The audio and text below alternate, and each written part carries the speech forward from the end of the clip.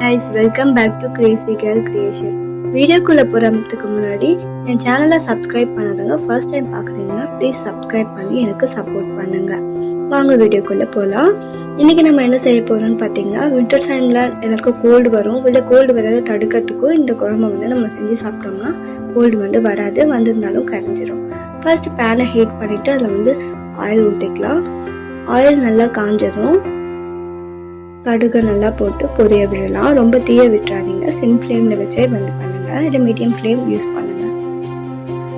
கடுகு நல்லா பொரிய ஆரம்பிச்சிருச்சு. பொரிஞ்சோன்னா வெந்தயமும் அதுக்கப்புறமா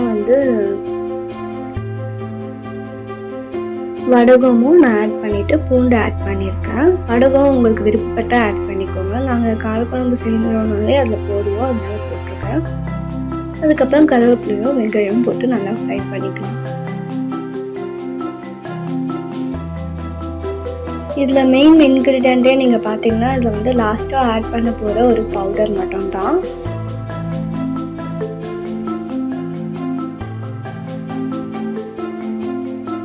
அது என்னன்றதை லாஸ்ட்டாக சொல்கிறேன். நீங்கள் அதை அரைச்சி ஸ்டோர் பண்ணி வச்சுக்கலாம். அதை லாஸ்ட்டில் குழம்பு கொதிக்கிறப்ப நீங்கள் போட்டு இறக்கினாலே போதும். உங்களுக்கு கோல்டு அது ரொம்ப எஃபெக்டிவாக இருக்கும். எங்கள் வீட்டிலலாம் அந்த மாதிரி கோல்டு வரா மாதிரி இருந்தாலும் இல்லை கோல்டு வந்தாலும் இந்த குழம்பை தான் வைப்போம். நல்லா வதங்கினதுக்கப்புறமா இப்போ மஞ்சத்தூளும் உப்பும் ஆட் பண்ணி நல்லா வதக்கிக்கலாம். மசாலாக்கு தேவையான உப்பு தான் ஆட் பண்ணிக்கோ, குழம்புக்கு அப்புறம் ஆட் பண்ணிக்கலாம். இப்போ தக்காளி ஆட் பண்ணியிருக்கேன். இது நல்லா ஃப்ரை பண்ணிக்கலாம்.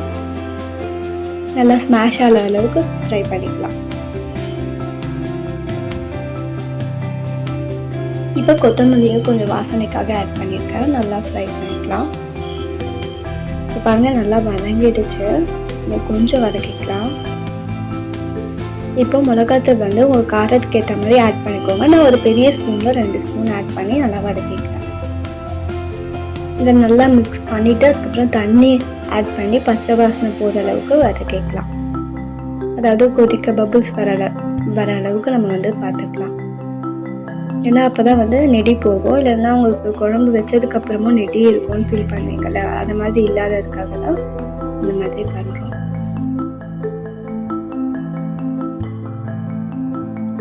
இப்போ புளி தண்ணியை ஆட் பண்ணிக்கிறேன்.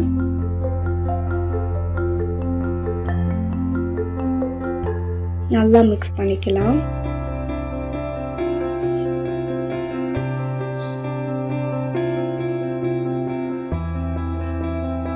இப்போ வேணுன்ற அளவுக்கு நீங்கள் தண்ணி ஆட் பண்ணிக்கோங்க. உப்பையும் இப்போ போட்டுடுங்க, குழம்புக்கு தேவையான உப்பை. இதான் நான் சொன்னல அரைச்சி வச்ச பொடி, இதுதான். அதை நீங்கள் ஸ்டோர் பண்ணி வச்சு யூஸ் பண்ணிக்கலாம். இதில் சுக்கு மிளகு ஈக்குவல் ஷேரில் அரைச்சி வச்சுருக்கேன். பபிள்ஸ் வர ஆரம்பிக்கிறது, நல்லா மிக்ஸ் பண்ணி விட்டுக்கலாம்.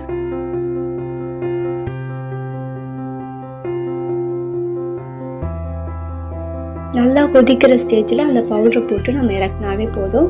பவுடர் போட்டதுக்கப்புறம் நம்ம ரொம்பவே அடுப்பில் வைக்கக்கூடாது. ஏன்னா அதில் இருக்க எல்லா எஃபெக்ட்டுமே போயிடும்.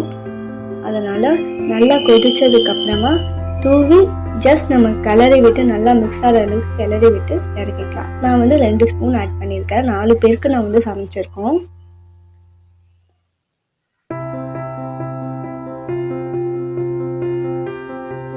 லைட்டாக மிக்ஸ் பண்ணி விட்டுட்டு